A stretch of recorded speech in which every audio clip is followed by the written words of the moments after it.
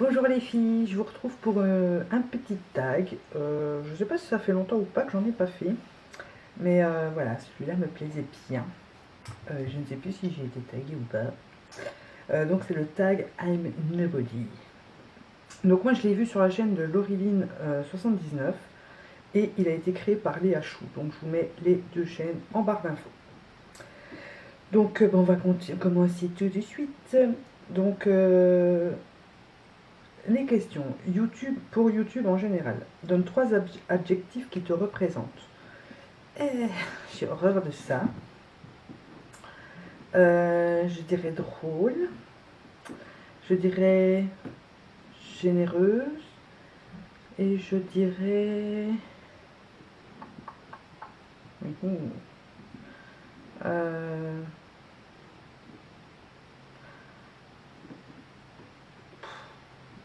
je dirais bien maladroite. Pas dans le sens où je fais que des boulettes, c'est souvent que je dis que des boulettes. Donc voilà. Si, par exemple, vous pouvez me dire en barre d'infos si vous en avez trouvé d'autres pour moi, ce serait sympa de voir ce que vous pensez de moi. Alors, question numéro 2. Tu fais des vidéos depuis combien de temps et combien as-tu d'abonnés? Donc, nous allons fêter les 2 ans de la page et de la chaîne début septembre, donc dans quelques mois, puisque là on est en juin. Donc ça fait presque 2 ans. Et combien j'ai d'abonnés? On est un peu plus de 800, vraiment un peu plus je crois, parce qu'on était plus de 800, je ne sais plus combien il y a quelques jours, et on n'avait plus qu'à 801 là aujourd'hui. Je ne sais pas pourquoi, c'est la loi de YouTube. On gagne, on en perd, mais les meilleurs restent. Alors, YouTube nous fait rêver, dis-nous, qu'est-ce qui ne fait pas rêver et qu'on ne dit pas?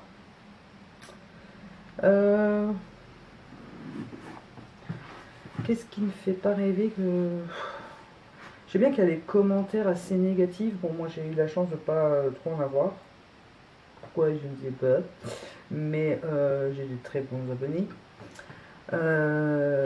Pour l'instant, j'en ai pas eu franchement de mauvais. Disons qu'il y a les trolls, hein, ça il y en a partout.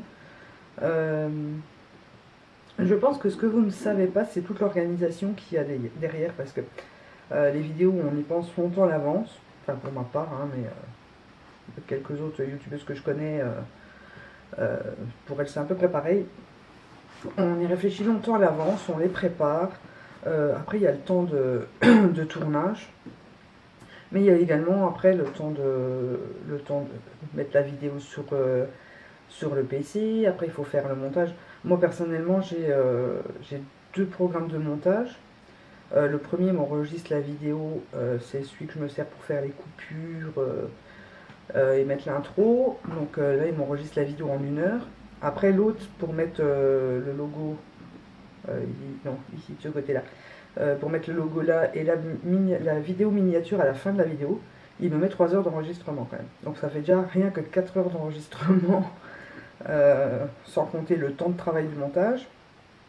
Ensuite, il y a encore la publication sur YouTube, il y a le fait de mettre les annotations, les liens vers d'autres vidéos, vers d'autres chaînes et tout ça. Ça prend aussi un peu de temps, ça dépend le temps de remplir la barre d'infos. Donc oui, ce que vous ne voyez pas, je pense que c'est toute la préparation avant-après vidéo pour qu'elle arrive chez vous comme elle est là maintenant. Moi je sais que pour une vidéo, je mets à peu près une journée. Enfin, j'en tourne toujours 2, 3, voire 4 d'un coup. Après, j'ai le temps de faire qu'un montage et de vous la publier et tout ça, j'ai le temps d'en faire qu'une sur la journée.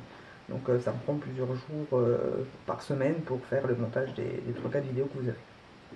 Donc, voilà. Après, je vais pas parler pendant 2 heures. Ah, ce que vous voyez pas aussi, c'est les dépenses. Parce que ça coûte la peau du cul. Je sais pas si je vais le mettre ça. Non, mais ça coûte très cher entre... bon, disons que nous, on a une passion, on est make-up addict, d'accord, mais à chaque fois qu'il y a un nouveau produit qui sort et tout ça, c'est pour ça que vous en voyez beaucoup sur les chaînes, tout le monde dit oui, c'est le style du mouton, mais pas forcément. En fait, moi, quand j'achète quelque chose, c'est parce que je me dis, faut que je le teste pour leur en parler, donc forcément, bah, dès qu'il y a quelque chose qui sort, on a envie de le tester pour vous avant, pour éviter que vous dépensiez des sous pour rien si jamais il est à chier, quoi. Donc ouais, les dépenses, c'est pas mal non plus. Mon mari pourrait vous le dire.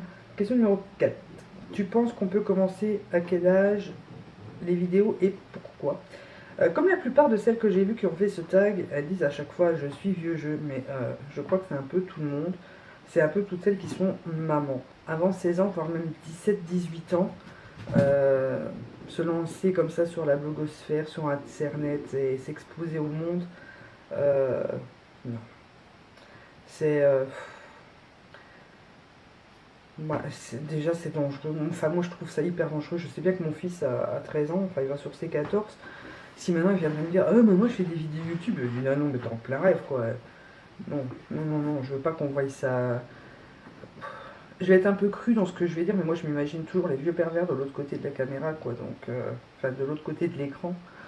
Je me dis si voilà, s'il y en a un qui regarde les vidéos de ma fille ou de mon fils. Oh mon dieu non, avec tout ce qu'on entend maintenant, non, je pourrais pas, ça me fait trop peur. Et en plus, vous avez pas la. Pour moi, avant cet âge-là, on n'a pas la maturité nécessaire que pour affronter le monde youtubesque. Parce que. Comment dire? Avant, je trouve qu'entre les youtubeuses, au début que j'ai commencé, il y avait plus d'échanges, il y avait plus de complicité. Je trouve maintenant, c'est un peu chacun pour sa pomme. Et ça jalouse un peu d'un côté ou de l'autre. Et comment dire?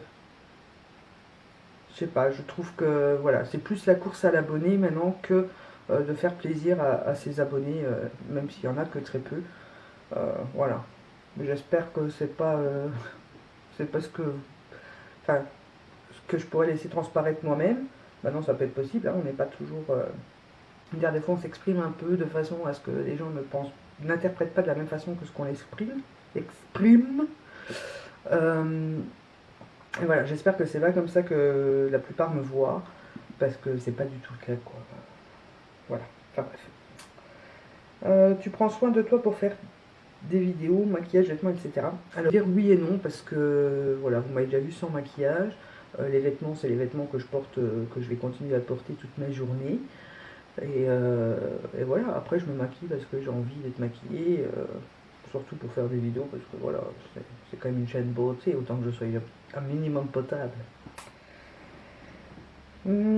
Alors, beauté sur YouTube, question 6. Passion beauté. Penses-tu que quand on est joli, on réussit plus facilement sur YouTube que les autres? Bah non, voilà. Bah, après, joli, il y a des personnes que vous allez trouver jolies que moi je vais pas apprécier, que je vais trouver pas moches, mais voilà. D'ailleurs, la beauté est dans l'œil de chacun. Comment est-ce qu'on dit? La beauté est dans l'œil de celui qui la regarde. Je crois que c'est un truc comme ça. Voilà, chacun a ses critères personnels pour sa beauté, enfin pour la beauté des autres, pour sa beauté personnelle d'ailleurs, hein, parce que voilà, on se voit pas toujours non plus comme on est vraiment. Et voilà, donc je vois pas. Je plais quand même un minimum à 800 personnes. Donc pourtant, voilà, hein, je veux dire, pas de quoi casser une patte à un canard. 5 pattes à un canard. Il n'y a pas de quoi casser des briques, quoi. Que penses-tu de la chirurgie esthétique? Ben, personnellement, j'en pense rien. Voilà. Euh, chacun fait ce qu'il veut. Je m'en fous, royal. Après, je trouve ça. Je veux dire que je suis très, très, très, très pour quand c'est des gens qui complexent vraiment. Euh, une femme sans poitrine, voilà, ou vraiment avec un grand nez et tout ça. Je suis pour, parce que vivre avec un complexe, c'est jamais, jamais, jamais facile pour personne. Surtout quand ça touche à la féminité de la femme. Et je trouve ça. Voilà, moi, personnellement, je m'en fous. Je n'en ferai pas, mais je m'en fous. Question numéro 8. À quel âge as-tu commencé à te maquiller et si c'était à refaire, le referais-tu plus tôt ou plus tard? J'ai commencé, j'avais 15-16 ans. Ouais, je pense. Peut-être un peu. Avant les 15 ans, maman me laissait me maquiller pour les fêtes, une fois 12 ans, je pense. Pour Noël, Nouvel An. Voilà, quand on sortait quelque part dans les. Parce qu'on allait souvent à des balles. Comment est-ce qu'on appelle ça déjà? Des balles dansants, enfin des soirées dansants, des repas dansants et tout ça. Et là, elle me laissait me maquiller un petit peu, hein, je piquais son maquillage. Et ouais, vers 14-15 ans, elle a commencé à m'en acheter, à m'en donner, des trucs qu'elle se servait plus. Et voilà, j'ai commencé vers 15 ans, je pense, mais c'était vraiment. Je mettais un fard à paupières, un trait de liner, et du mascara, et du crayon noir. Voilà, c'est tout ce que je mettais à l'époque. Jamais de produits sur le teint, parce que comme je l'ai déjà dit avant, je trouve qu'avant un certain âge, les produits teint, on évite pour pas se. La peau doit continuer à se développer, donc on ne la cache pas derrière, on la laisse s'aérer, et vraiment, voilà. Les boutons et tout ça, à un certain âge, c'est tout à fait normal. Où j'en étais. Alors, question numéro 9. Prouve que tu es nobody et donne-nous 2 défauts physiques et 2 mentaux. Alors, physique, bah, il y a mon poids, hein. Voilà, je crois que ça se voit. Après, le deuxième, oh, j'en ai tellement. Voilà, donc, j'ai déjà dit à mon poids, je crois que ça se voit, c'est une surprise pour personne. Et j'ai les doigts, hein, le majeur, qui est de traviole. Je ne sais pas si vous allez voir. Voilà. Les autres sont droits. Et celui-là, il crolle un peu par là. Je sais pas si, voilà. Là, normalement, si vous devez bien le voir. Si je vous le mets comme ça, on le voit encore mieux. Donc voilà. Et c'est comme ça pour les deux mains, hein. C'est un signe de fabrique. Mon papa a la même chose et ma grand-mère avait la même chose. Ah oui, 2 manteaux. Je suis complètement impatiente. Je ne supporte pas d'attendre. Quand je veux quelque chose, il me le faut tout de suite. Alors je vous raconte même pas là pour ma chocolate bar que j'attends depuis au moins 3-4 mois, qui j'espère va arriver la semaine prochaine. Voir non, cette semaine c'est pas possible, limite la semaine prochaine. Quand je veux quelque chose, il me le faut tout de suite, j'ai du mal à attendre. J'ai du mal à attendre qu'il soit en solde, j'ai du mal qu'il soit en promo, j'ai du mal à attendre que le prix descende. Quand je veux quelque chose, voilà, il me faut vraiment tout de suite, je suis hyper impatiente. Et je suis hyper curieuse. Voilà. Il faut surtout pas me dire à moi, oh j'ai un truc à te dire la prochaine fois qu'on se voit, parce que moi il faut que je sache tout de suite. Il faut pas me dire, oh j'ai quelque chose pour toi, parce qu'il faut que je sache tout de suite ce que c'est. Voilà, je suis impatiente et curieuse, donc pour moi ça va de pair. J'aime pas attendre. Alors, être bien dans sa peau. Question numéro 10. As-tu déjà été victime d'harcèlement, d'intimidation? Si oui, as-tu un conseil? Non, harcèlement non. Non, j'ai plutôt été victime d'acharnement, je vais dire. Voilà, quand plusieurs personnes se liguent contre vous et qui cherchent absolument à vous démonter et à ce que vous n'ayez plus de contact avec la société. Oui, c'est vraiment de l'acharnement. Comment réagir? Je pense que le mieux c'est de les ignorer. Après maintenant, si ça va vraiment trop loin, ça dépend, parce que l'intimidation, le harcèlement et tout ça, si ça va vraiment trop loin, n'hésitez pas à en parler à vos parents si vous êtes jeune, ou à porter plainte si vous êtes majeur. Comme je l'ai dit juste avant, on ne sait jamais ce qui peut arriver avec les temps qui courent, ça devient tellement, le monde devient fou. Donc voilà, n'hésitez pas à en parler à quelqu'un et à faire ce qu'il faut pour que vous soyez en sécurité. Sinon, le mieux, si c'est des petits cons ou petites connes, le mieux c'est de les ignorer. Question numéro 11. Penses-tu que les filles jolies et riches ont une meilleure vie? Non. Je pense au contraire qu'elles sont très superficielles. Non. Comme on dit, l'argent ne fait pas le bonheur. Bon, d'accord, il y contribue, hein, ça je peux pas vous dire le contraire. Quand on veut quelque chose et qu'on peut se le payer comme ça direct, sans penser à se dire tiens, il est 10 euros plus cher là que là, ou là c'est clair que ça aide au bonheur. En même temps, il n'y a pas que ça dans la vie. Moi je dis du moment qu'on a l'amour, la santé et de quoi se nourrir un toit au-dessus de la tête, voilà. Moi j'estime que même sans argent, bon d'accord, on aimerait tous en avoir un peu plus, mais même sans argent, là je suis relativement heureuse. Bah, j'ai des mauvaises passes comme tout le monde, mais je suis heureuse. J'ai un mari adorable, j'ai des enfants limite entre le adorable, c'est des mi-anges, mi-démons, ça dépend des jours. Mais j'ai pas à me plaindre. Voilà, on mange tous les jours. On a un toit au-dessus de notre tête. Je vous ai vous, donc que demander de plus? Donc jolie ou pas jolie, voilà, je veux dire, si elle réussissait mieux dans la vie, les filles comme moi ne feraient rien, ne sortiraient même plus de chez elles. Mais non, voilà, on n'est pas plus jolie que d'autres. Enfin, jolie et riche n'est pas forcément plus heureux que d'autres.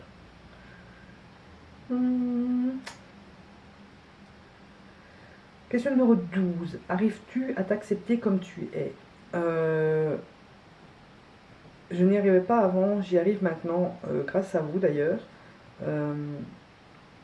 Disons que ça a été dur avec tous les kilos que j'ai pris suite à mon cancer, que je vous en avais déjà parlé plusieurs fois. Donc on va pas rentrer dans les détails, mais voilà, après la maladie, il y a suivi la dépression, et là, et qui dit dépression dit je mange pour passer le temps, pour penser à autre chose et pour me sentir bien.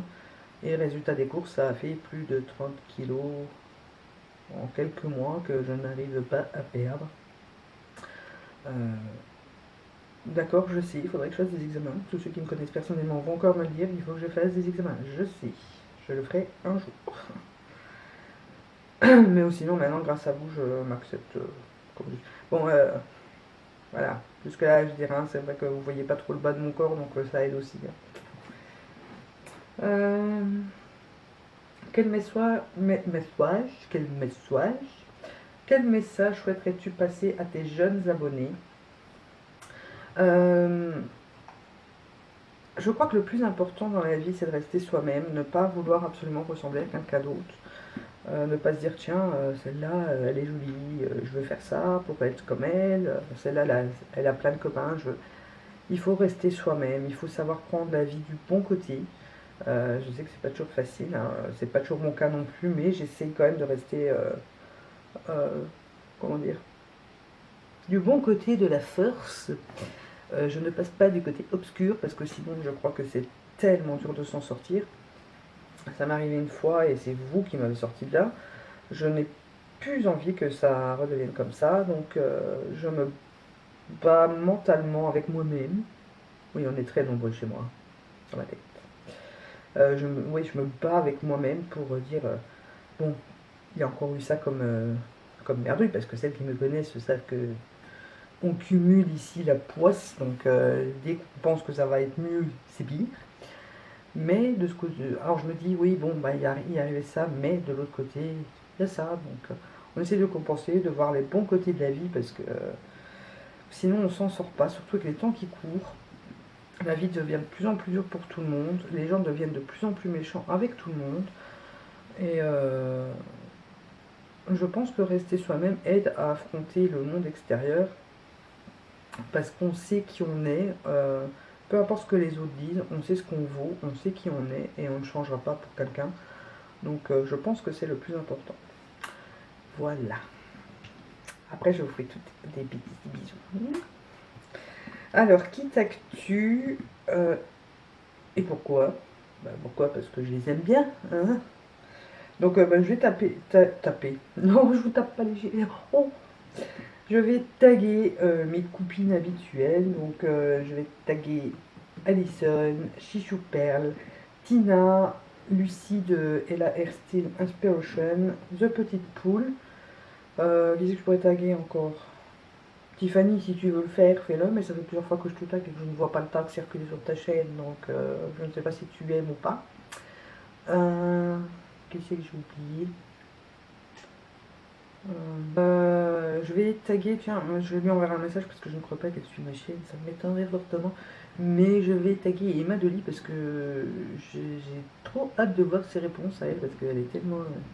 Elle a tellement le franc-parler qu'il faut pour ce genre de tag que j'ai hâte de voir ses réponses. Donc voilà, je lui enverrai un petit message pour la prévenir que je l'ai tagué. Voilà, sinon si vous voulez le faire, bah, faites-le, ça me ferait plaisir. N'oubliez pas de m'envoyer par message privé parce qu'on ne peut plus poster de commentaires vidéo, ou alors je sais moi qui ne sais plus comment faire. Donc vous m'envoyez un message privé sur YouTube ou sur Facebook si vous l'avez fait. Et j'irai voir votre vidéo avec grand plaisir. En attendant, moi je vous dis à très bientôt pour une nouvelle vidéo et je vous fais plein de gros bisous. 1 kilo je crois, donc prochain... si j'en trouve pas dans les magasins, je pense aller voir au Audi et au Creux de Vat. Si j'en trouve pas par là, je recommanderai, ça c'est sûr. Et ensuite j'ai commandé ce set, donc les pinceaux ont été rangés comme ça, donc c'est de chez Eric Technique. Il y a 6 pinceaux comme vous pouvez le voir. Donc il était à 29,99 $. Et c'est le Sam's Picks. Donc en fait c'est les favoris de Samantha Chapman. Alors le plus gros bémol que je peux dire dans ce set, c'est en fait ils sont livrés